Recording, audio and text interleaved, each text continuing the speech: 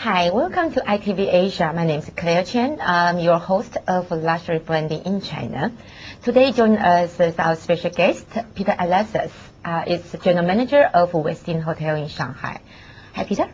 Hello, Claire. Thank you for inviting me. Thank you for coming with us on this luxury branding and share with your experience. Would you like to introduce me a little bit about yourself and how you've been in China and being with Westin Hotel? Well, I've been with the Starwood Group for over 20 years now. Originally started in Bangkok at the Royal Orchid Sheraton, and of course moved around as one would expect in that 20-year time frame to different parts of Asia, which included Brunei, Thailand, Indonesia, of course, Kuala Lumpur for a while, and Jeddah, Saudi Arabia, a short stint in the Middle East, in Tokyo, in Kyoto, and now in Shanghai since 2003, I believe, is when I came here. So I'll be here going on to 5 years very soon, and I've enjoyed it immensely. That's great.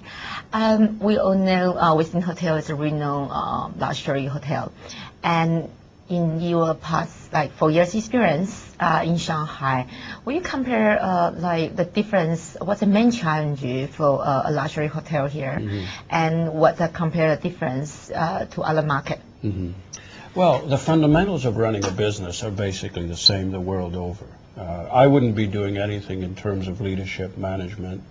I wouldn't be doing anything different if I were in London, Sydney, or New York, or anywhere else for that matter. So running a business, the fundamentals, as I say, are pretty much consistent. And I should point out that the three basic fundamentals are sales, service, and costs.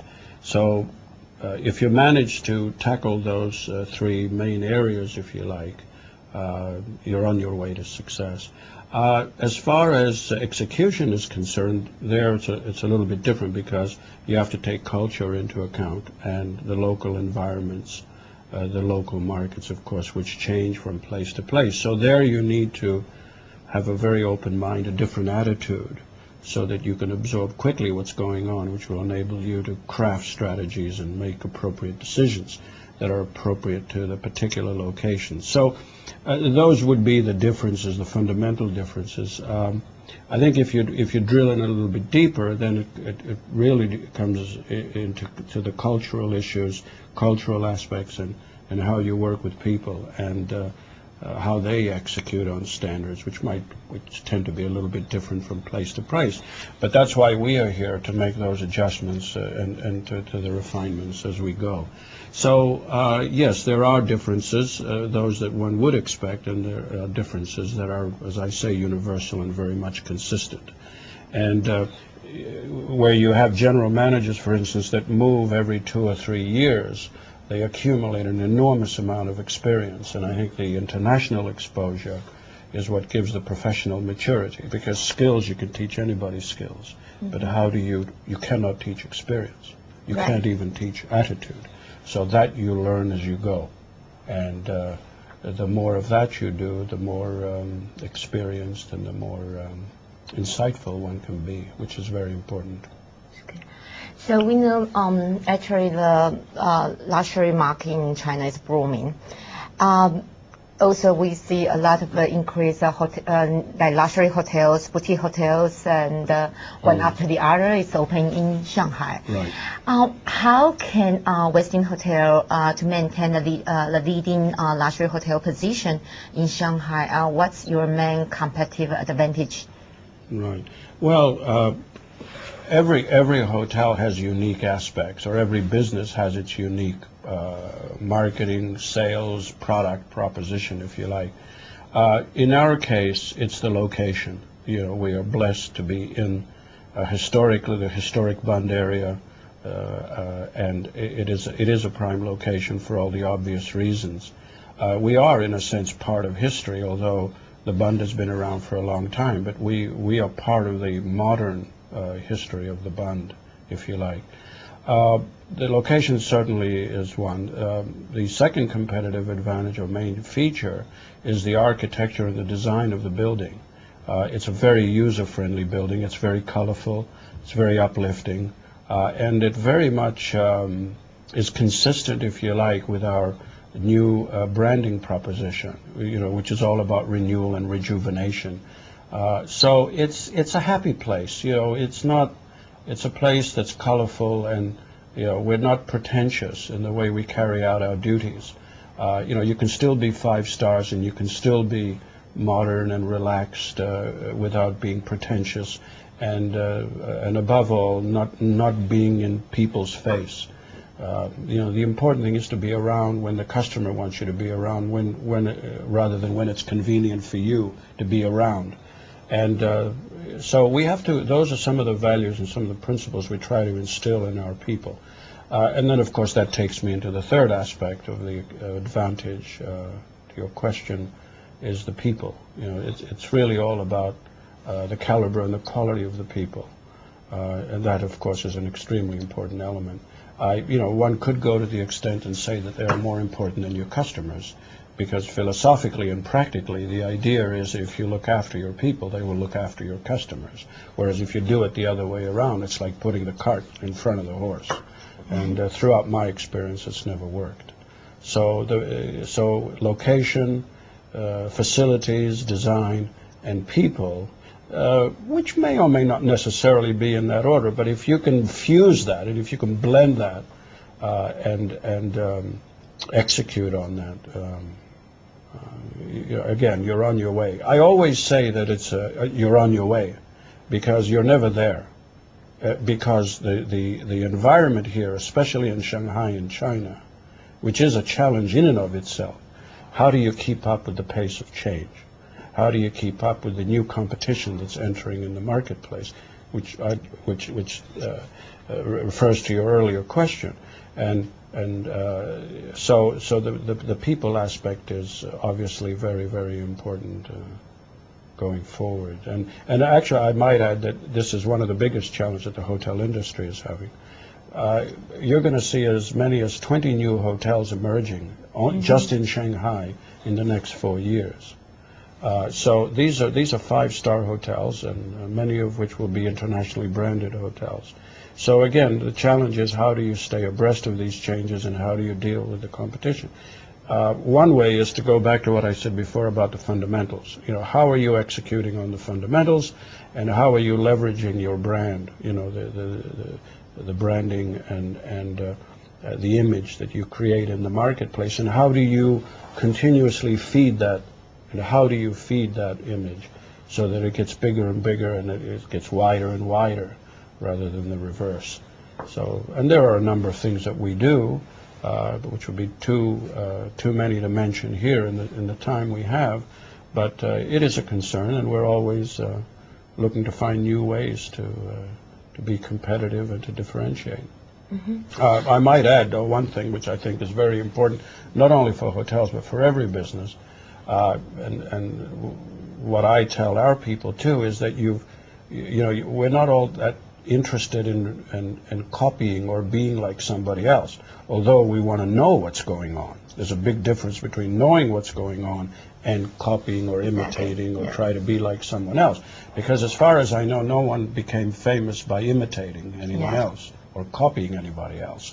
So what we try to do is take advantage of the strengths that I mentioned earlier, the 3 strengths, and try to leverage on those and to be the best we can be, basically. One of the questions, for example, in this regard that I ask people all the time is this the best you can do? Or, conversely, can we do better?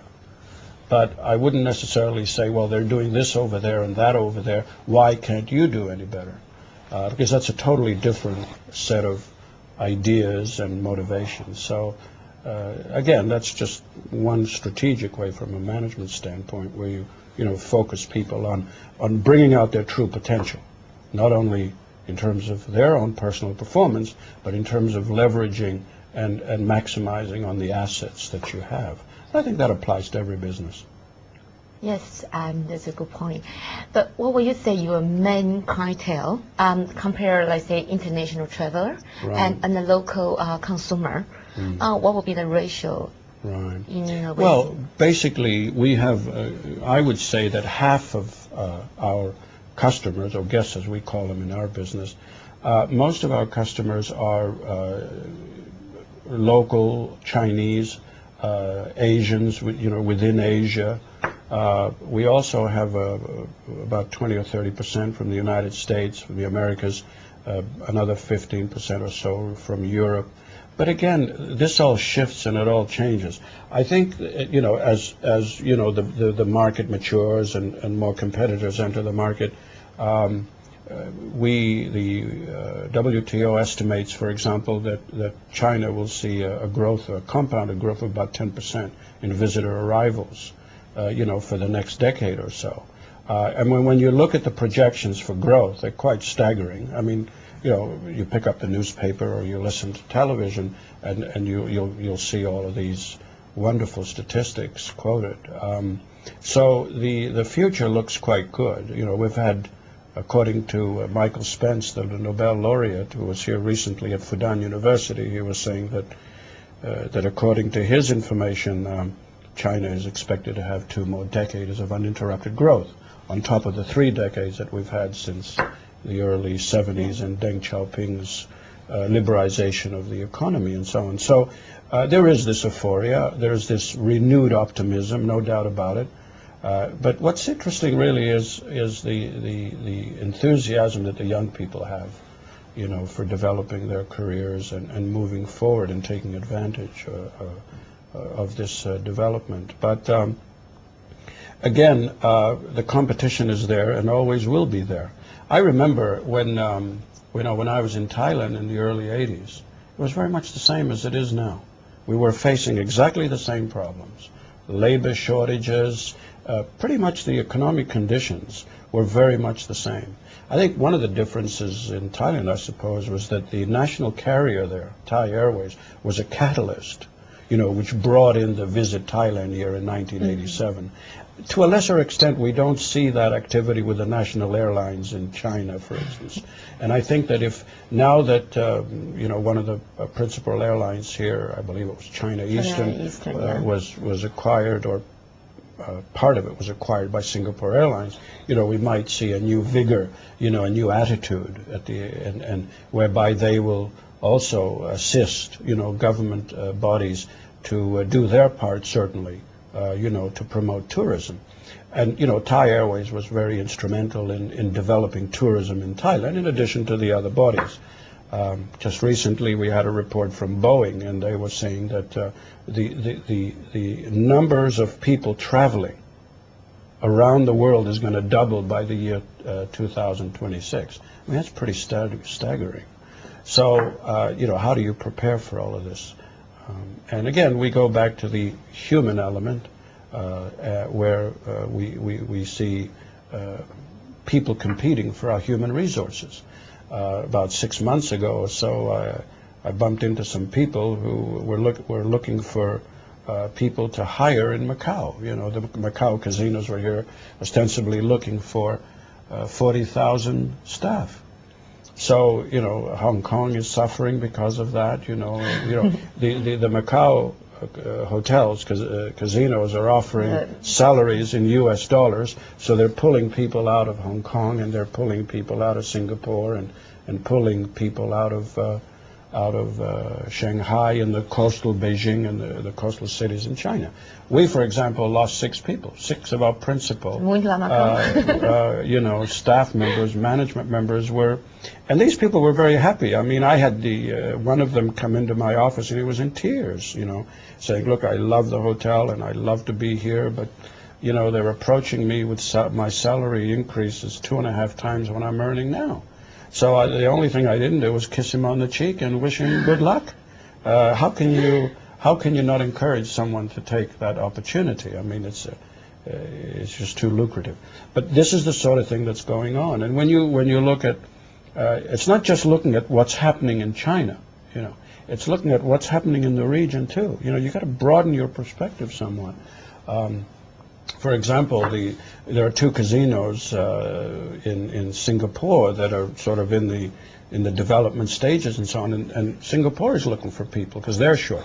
So they're going to Malaysia, and they're paying in Singapore dollars, which is better than the Malaysian ringgit.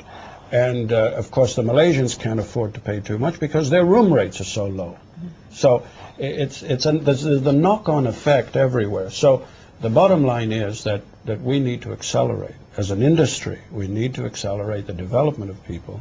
And as I say sometimes to, when I'm invited from time to time to talk to hotel schools, I say that education and then skills learned on the job later on is not enough. You have to know how to speak English. And so that's just as important so that we can attract more people into this industry. Of course, you have to pay people better. You have to have better salary packages and promise careers rather than jobs in the usual. But these are real challenges. I mean, this is not a fantasy. And the situation is getting a lot worse. As a matter of fact, according to Spence again, Michael Spence, he claimed, for example, that by the end of 2009, China is going to be importing labor. We already have some hotels that are employing Filipinos. And there's nothing wrong with that. You know, they speak English, they're very well trained, they have a lot of hotel experience. You know, many of these people work in the Middle East and have been working for years. I remember when I was there. And you know, there is a pool of people out there, qualified people. But the idea that, you know, in a country of 1.3 billion, there's going to be a shortage of labor because people won't have the essential and necessary skills to drive the hospitality industry. Yes. I would imagine that other businesses in the luxury sector, you know, would more or less have the same challenges because, you know, essentially it's all about service and being in the service industry. So. Yeah. Yeah, also know other your professional in hospitality. You are also a writer. I just published a new book, and also have a couple of different columns. And most of talk about lifestyle. Well, what look at this with this larger market booming, and what were your key message you want to deliver to this new wealthy Chinese population? Right. Well, you know, I'm always tempted to answer in a philosophical way whenever it comes to luxury, and you know, there's always this notion in the back of my mind: how much is enough, and what's enough? You know, at the end of the day, you know, for me on a personal level, I look at luxury really on two levels, if you like, you know, on the material level and on the spiritual level. I happen to appreciate the luxury on the spiritual level more than the material level.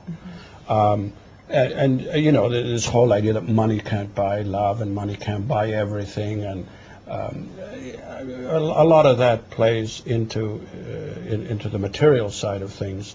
And I think that is very important. I think that people need, you know, once, especially in China, where the standard of living and the incomes are rising, and they're rising in rather dramatic ways, you know, albeit not in every part of the country.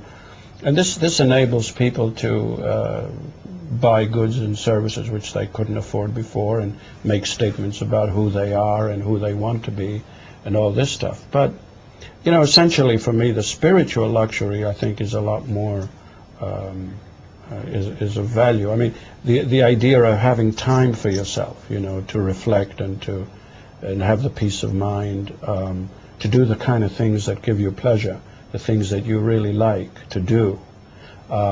I think that is a luxury in and of itself. I also think that culture is luxury. You know, having good manners is a luxury. You know, and it may be taking it to extremes, but, you know, we see now in Beijing, for instance, there are different programs to teach people how to be a little more polite and caring for the Olympics.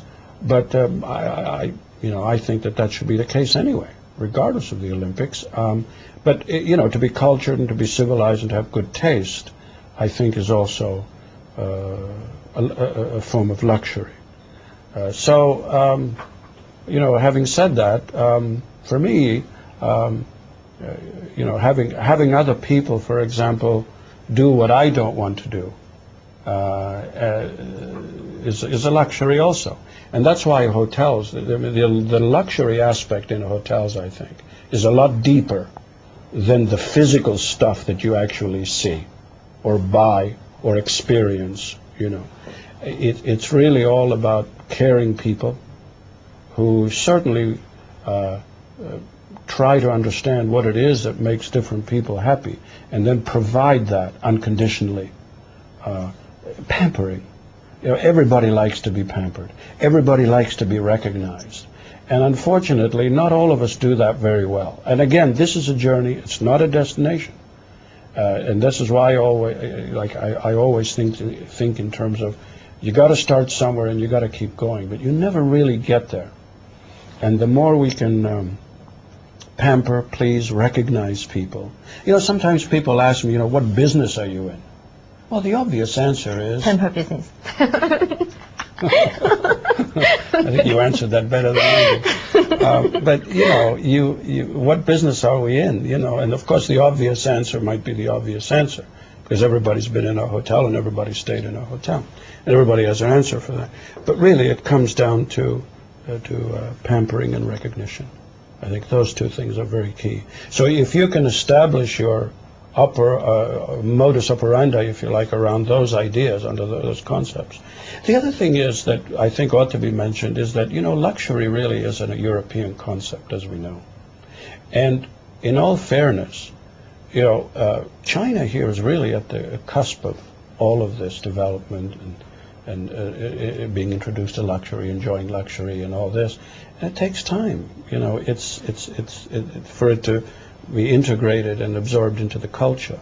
If you look at Europe, for example, the major brands, as you know, it's taken them many, many years to develop an image and a name and a reputation. So sometimes I come across people here who are just impatient. You know, you hear people talk about, well, you know, we need to develop Chinese brands and we need to compete with the foreign brands and so on. And it makes for good fodder, you know, it makes for a great conversation, and especially over a good glass of wine. But at the end of the day, it's going to take time. It took time everywhere else. So I think time needs to be taken so it can be done right too. Okay, thank you, Peter, today to share us with your experience in luxury marketing, but also your definition of luxury. Thank you for watching. This is ITV Asia, and I'm your host, Claire Chen, and see you soon.